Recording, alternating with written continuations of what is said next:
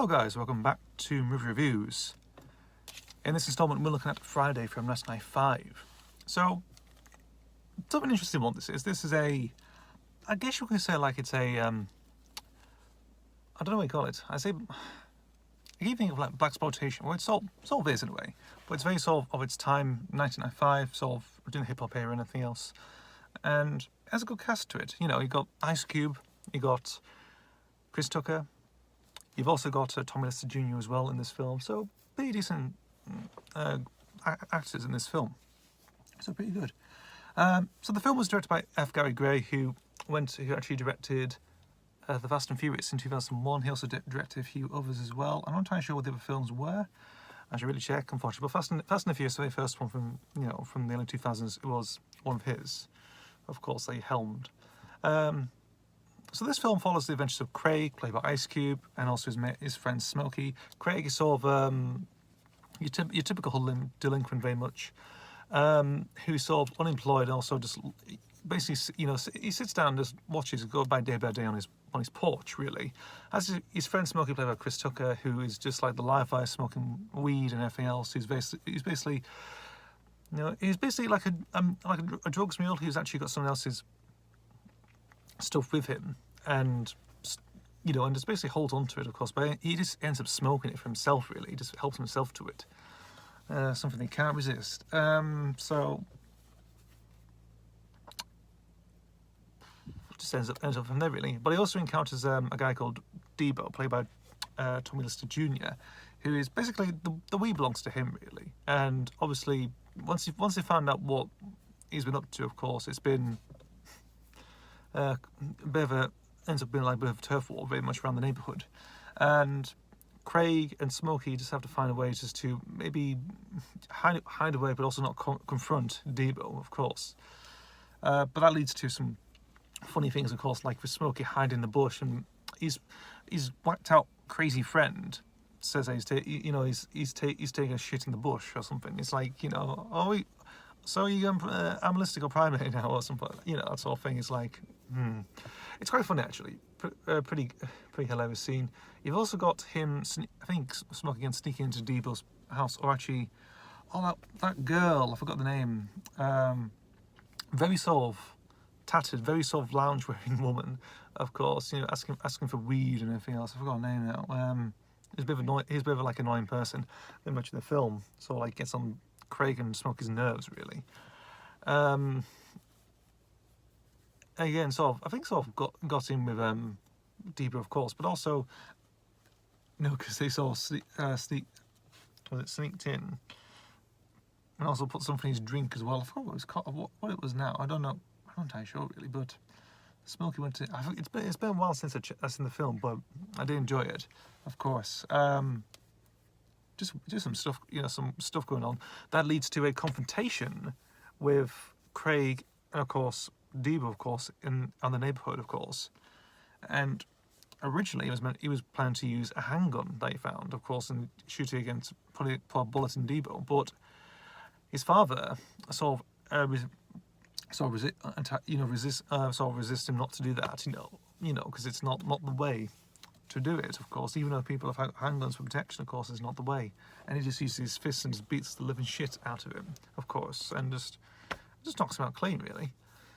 His dad, of course, there's a fun interesting about his dad, because he works like a kennel, works for canines and stuff, of course, and he ends up returning, of course, when one of them bites his backside or something, of course, and that leads to some interesting scenes of him just lying flat out on his stomach on the sofa with his arse in the air, very much, just watching TV or something, or just getting excited about stuff. Maybe that scene sort of doesn't. I can't remember very much about the scene, of course, but it's just there, really. I can remember, but I remember enjoying it. I remember having a good time, of course. I mean, Ice Cube's originally part of NWA, of course, and Chris Tucker is a stand-up, of course. He was part of the whole Def Jam comedy circuit about that time, really, along with people like Martin Lawrence, But again, really good. I mean, the director F. Gary Gray sort of makes a cameo appearance in the film as well. I think it's some kind of story, really. I think it probably is because of I think the employee, I think, in the store, so called wasted, of course, and it's like, this store sucks or something like that. I think it's probably him. I think in that film, not entirely sure. Correct me if I'm wrong if you've seen the film. So he's there, of course. Again, it's a really good film, of course. If you think of films like Boys in the Hood, like John Singleton's film Boys in the Hood, it's quite Boys in the Hood's got my heart to it. This is more funny. It does feel like that sort of way, that sort of film in a way. But it's just it's about two guys just just minding their business on a porch, really, just smoking, watching the world go by, watching what was it? Some very sort of like hot teacher or something has a because he sort of gets in with the teacher, and her husband comes over, and he's just a dwarf, comes in and chases the man out with his pants around his legs. That is quite hilarious. That's funny. That's quite hilarious. There's a lot of good stuff in this. There's a lot of interesting little vignettes or little scenes that's all on very good, very hilarious as well. So it works nicely. It does. And yeah, it's just a really good film. I think how I came across this film, it was obviously it's done by New Line Cinema, of course. So it was released with the entertainment and video range, of course, here in the UK. So I said there, I never picked it up actually.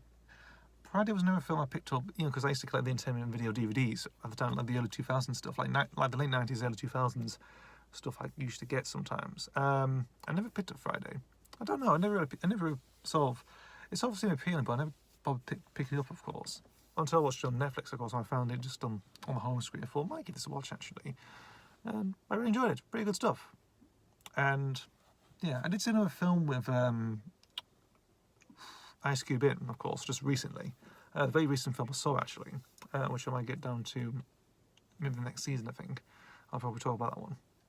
But Friday, really good film this is. I mean, I do enjoy it. And the second film we're going to cover is, let me pronounce this, The Disaster Artist from 2017. So, yeah, this is a really an interesting film, this is. It's sort of a mockumentary drama, so much, based on the relationship with Tommy Wiseau and Greg, what's his name?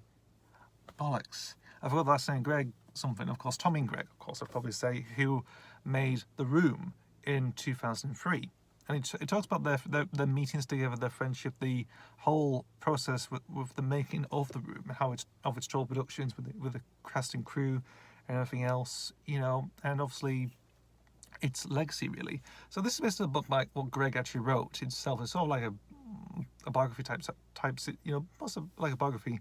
And the Franco brothers end up James Franco and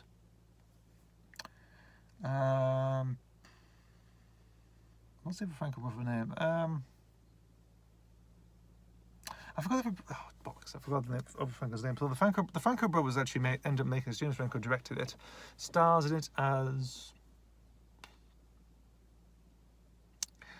Greg or Tommy. I don't know. It's the Franco brothers just basically portrayed Greg and Tommy in the film. I forgot the brother's name. It's shamefully, and it was interesting because, in fairness, I never really see the Room in whole, really. I've seen bits and pieces, of course. It's used in memes and stuff on the internet, of course. But I've never seen the Room in whole, really. So I take an interest in actually seeing it. But the Disaster Artist sort of details with the whole, again, the whole life, of course, of Greg and Tommy meeting together, having that chemistry, working together, going down to Los Angeles to make a film, of course, and the sort of oddball shenanigans that sort of ensue when making the film. Everything else, again, it's pretty good. The guy who plays Tommy Wiseau is actually really good. I mean, one of the Franco brothers, of course, they actually do a really good job. Very believable. Very looks like Wiseau as well. Very much so. Seth Green as well is in this film as the director. Really good as well. I mean, Seth Green, he can be a bit sort of like a bit mixed bag in my opinion, really. But I do think he's quite good in this film. Really do enjoy it. The cast really do an interesting job, really. It's the chemistry between the Franco brothers, who play Tommy and Greg, that sort of sells the movie, really. It's like the relationship between these two people is interesting. He has like interesting. I think that's from around the page from what Greg had written for the book, really. Again, just interesting stuff really. Because this is like, you know, nearly 3-4 years old really. It's just pretty interesting one to cover. I really enjoyed it. You know, again, looking behind the scenes and stuff, and how the room was actually constructed and everything else. Like, I think why so, you know, got a typewriter and is stuck in, you know, like in his room and just do some interesting stuff, of course, and how it transpires from script to screen is pretty interesting stuff. I really, you know, again, it was an interesting experience really, considering I've never seen the room whole, so I never experienced this sort of bad it's good or good it's bad. I don't know. That's all thing really. But with the Disaster Artist, you sort of got a really, again, you look at many biographies, of course. They sort of like very interesting things. Some don't work well, some do. This all works well. This does. And again, I really enjoyed it. Of course, I've got nothing else to say really about the Disaster Artist. Just I've seen it, of course. I think the Franco Brothers did a very good job of it, of course, with the cast and crew, of course. Really captured the essence really of that time really, especially with the actors themselves, the actual real life actors, you know, constructing this movie, which I thought was pretty good. And that's it really. Disaster Artist, yeah. So this video I've been talking about Friday from 1995 and Disaster Artist from 2017. Thank you guys for watching. As always, see you for the next video, and goodbye.